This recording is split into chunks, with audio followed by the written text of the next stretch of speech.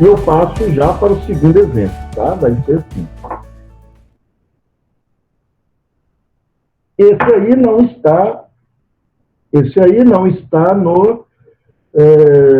em nenhum artigo, mas eu trouxe aqui para rapidamente a gente perceber algo numa outra situação. Um debate científico sobre problemas extremamente vinculados a teorias da biologia e do construtivismo, e aí é um debate que está nesse livro. Eu tenho estudado esse debate, porque estou desenvolvendo uma pesquisa sobre esse debate, uma descrição. É o debate entre Piaget e Noam Chomsky, mas tem outros debatedores que entram também. Há textos do Chomsky, textos do Piaget, e depois uma discussão que segue com vários debatedores. Então, eu trouxe aqui um pedacinho de uma discussão que eu achei interessante, que é sobre teorias da linguagem e teorias da aprendizagem. Então, veja bem, o tema, vocês vão ver, todo o problema que eu quero dizer aqui, porque é mais complexo que a nossa capacidade de analisar isso agora, mas tem um aspecto que é importante nessa discussão. Então, vamos ver o que o François Jacob diz para introduzir a discussão. O Piaget está dentro dela. O Chomsky também, embora eu só dei um pequeno trecho da fala dele. O fundamental aqui na nossa análise, muito rápida, mas espero que sirva para alguma coisa, é com o Piaget. Que é o Piaget que coloca uma polêmica dentro dessa discussão. Então, o que diz o François Jacob? Ele fala o seguinte: gostaria de fazer duas observações biológicas. A primeira é sobre as fenocópias. As fenocópias em biologia são modificações causadas pelo meio e que imitam os efeitos genéticos. Por exemplo, tomemos um indivíduo que deveria se tornar uma fêmea e enchamos ele de testosterona, o que o torna geneticamente macho. Isto é apenas uma pequena variação no interior do que permite um genótipo. No caso de pequenos animais do lago Lemán, as variações observadas são sempre as que permitem o seu genótipo. Estamos sempre dentro da margem de manobra autorizadas pelos genes. A segunda observação diz respeito ao mecanismo de autorregulação. Só há regulação sobre estruturas, e com estruturas que existem e que estão lá para regular. Estruturas que em biologia são também prescritas pelos genes. É o genótipo que prescreve os limites. Quando você, veja bem, a interação se estabelece, ele remete a um interlocutor, que é o Piaget. Quando você, Piaget, diz fenocópia, é no interior de um genótipo. Você dá uma pequena margem de manobra para regulação e adaptação, mas você precisa certamente, para todos os mecanismos biológicos, de uma estrutura geneticamente determinada.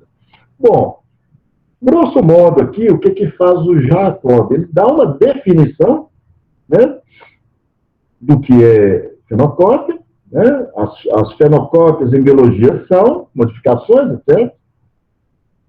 Tem definição, é um tipo de argumento, né?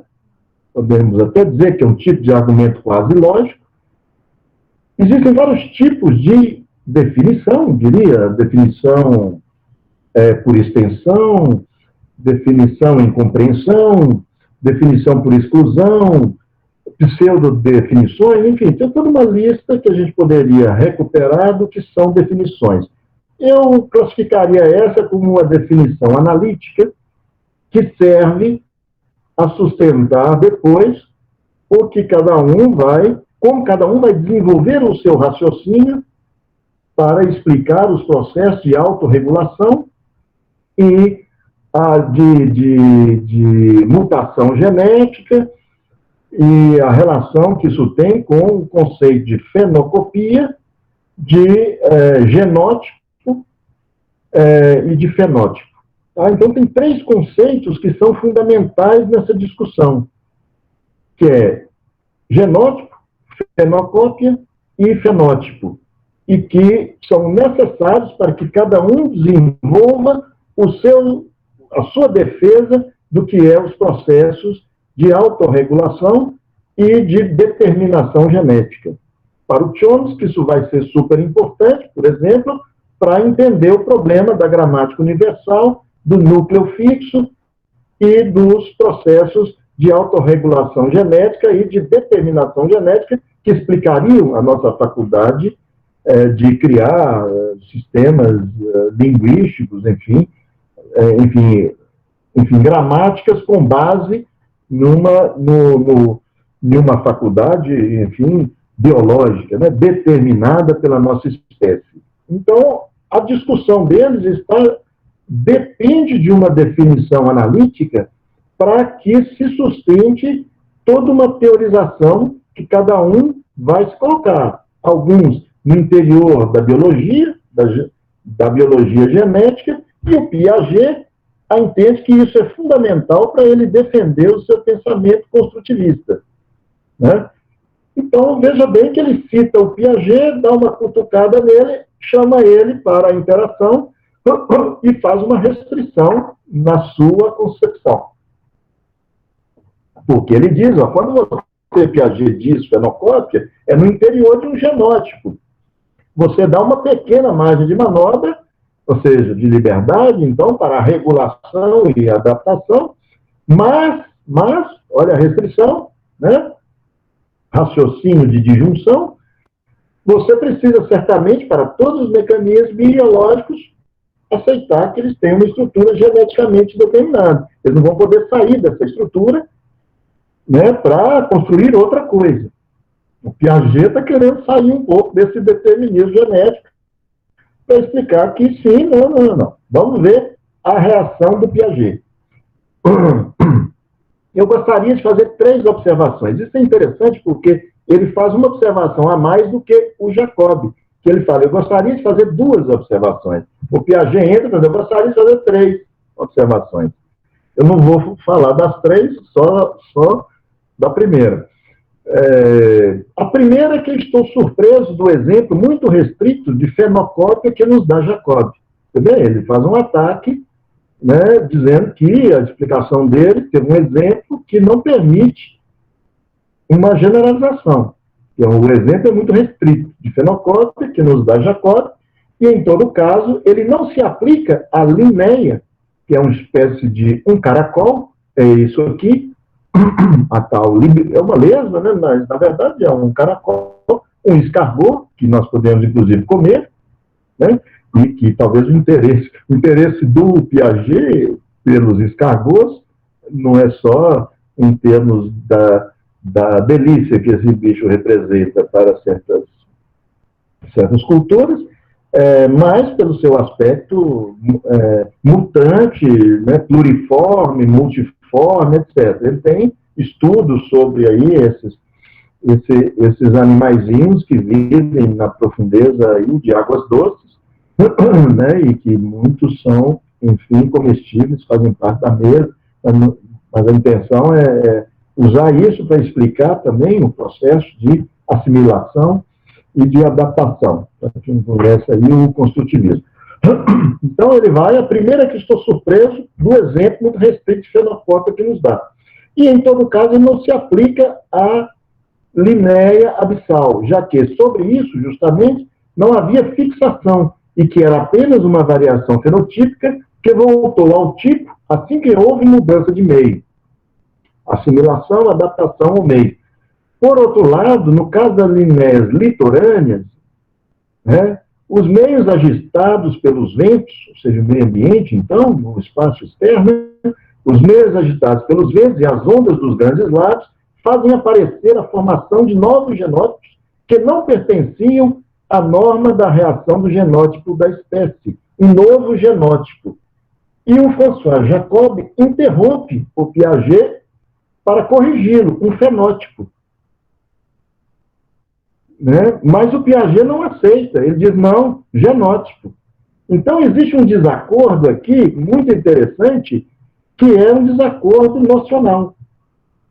Eles não cooperam no sentido, eles não compartilham a definição da noção de fenótipo e de genótipo, especialmente, né, a de fenocópia. Então, o Jacob tenta fazer uma correção, mas ele sabe a posição do Piaget e como que ele defende algo que, para a biologia genética neo-darwinista, não se sustenta. Ou seja, a definição biológica para o neo-darwinismo ela é muito rigorosa. E Piaget, ele quer contestar essa posição darwinista para defender o seu construtivismo. Então, veja bem, a construção e a polêmica sobre a noção não é um problema apenas de abrangência nocional, é um problema interdiscursivo ligado a um sistema de pensamento que cada um deles defende. No sistema de pensamento da biologia genética darwinista, ou neo-darwinista, e o Piaget no construtivismo que ele defende. Então ele vai e diz, não, genótipo, tipo assim, genótipo mesmo, né? Essas linéias contraídas que encontramos em lugares agitados permanecem em alguns lugares no estado fenotípico. Mas nos lugares mais agitados do lago, e apenas lá, são variações que se tornaram hereditárias, que criadas em aquário ou em mares calmos, preservam completamente a sua forma. Eu digo, se tornaram para abreviar, mas há certamente, nesse caso, substituição do fenótipo por um genótipo da mesma forma. E é o que eu chamo de fenocópia. Ele está defendendo, então, um termo que vai ser contrariado pelo oponente. O François Jacob volta à questão e diz, então, não é uma fenocópia. A definição de uma fenocópia é uma imitação fenotípica de um outro genótipo. Essa definição, que para o Jacob é a definição analítica correspondente à verdade da biologia genética, e ele coloca isso não como uma coisa, não seria, então, uma fenocópia. Não é uma fenocópia. O Piaget não aceita de novo. Ele diz, permito-me colocar um ponto de interrogação. Está vendo? Até com polidez, ele entra no debate e recusa de novo. Permito-me colocar um ponto de interrogação. Quando Lorenz dá um exemplo, ele o chama de genocópia para marcar a diferença. Ele cita o exemplo dos pássaros, cujas plumas têm uma função precisa em certos comportamentos e se torna um órgão hereditário em outras situações. Mas é um detalhe. Se o termo de fenocópia dá lugar a definições diversas, veja bem, para Piaget, o termo de fenocópia dá lugar a definições diversas, porque Piaget tem uma definição analítica diferente de Jacob. Para Jacob, o termo fenocópia não dá lugar a definições diversas, porque a definição da biologia genética é rigorosa. E aí ele cita, inclusive, apelando aí para um argumento de autoridade, se o termo de fenocópia dá lugar a definições diversas, falemos então de assimilação genética no sentido de Waddington, o que é igualmente para ele a substituição de um fenótipo de mesma forma. Então ele traz para a sua defesa um outro autor, que na sua definição se aproxima do que ele quer, que é aproximar o conceito de assimilação e adaptação no bojo do construtivismo, podendo, então, sair um pouco das formas muito rigorosamente pré-determinadas. Entra no debate um terceiro, que vai se aliar a Jacob, mas, ao mesmo tempo, não vai necessariamente contestar o Piaget. Seria uma posição intermediária, né, nessa interlocução aí. Eu penso que a controvérsia vem de que, aparentemente, temos um caso de duas espécies de linéias cuja variedade fenotípica difere, o que é geneticamente determinado é a potencialidade de uma linéa de ter forma diferente. E essa potencialidade é mais limitada em uma espécie que em outra. Isso define o envelope genético de caráter que você considera Piaget. Mas, como disse Jacob, se alia a Jacob, essa variabilidade fenotípica se manifesta no interior do genótipo e é limitado pelo genótipo. Por outro lado, sob a palavra fenocópia, cópia só existe no espírito do observador. Significa que, enquanto observador, comparam-se dois objetos. Quer dizer que, no final, aí, ele também não compartilha do termo fenocópia e joga a bola para o Piaget de novo. E, para finalizar, o Piaget diz tudo isso só existe no espírito do observador. Ou seja, ele não aceita muito essa pequena, digamos, ironia do Changé, repete como se ele aceitasse, mas diz, não só isso, mas tudo só existe no espírito do observador. Colocação genuína que está no bojo do pensamento construtivista. Mas eu responderia a mesma coisa que vocês dão para a noção de potencialidade, que é a mais perigosa das noções. É uma noção aristotélica do tipo virtude normativa, e que só adquire sentido a partir do momento em que há medidas, energia, potencial, etc. Ou seja, mais uma vez, ele entra na disputa nocional e critica a noção introduzida pelo Jean-Pierre Changé de potencialidade. Bom, o Chomsky vai entrar com outra noção, dizendo, aí eu direi imediatamente o que eu considero um problema. Primeiramente, é uma estrutura fixa, um núcleo fixo.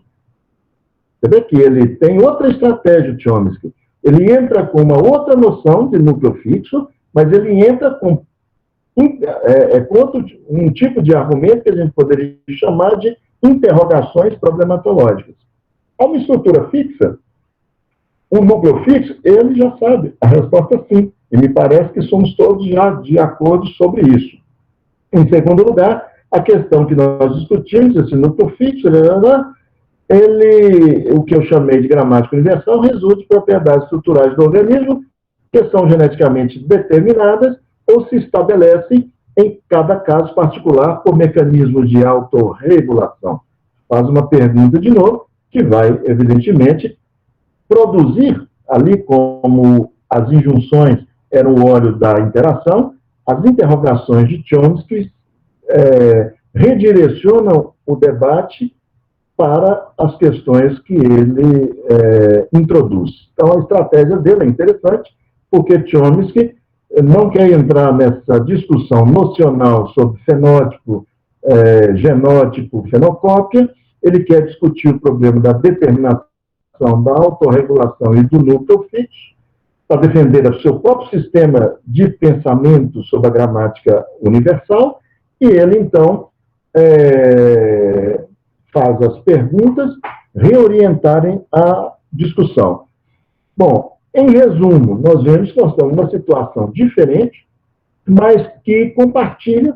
A gente pode ver que existe um dialogismo interdiscursivo em que cada um dos interactantes, dos sujeitos, ocupam posições no interior de sistemas de pensamento que podem negociar, mas que, no caso nocional aqui colocado, não se negocia, porque negociar seria abrir mão de um sistema de pensamento que está em construção, o Piaget com o construtivismo, os outros, o Changé e o Jacob, com o seu alinhamento ao sistema de pensamento neodarwinista da biologia genética.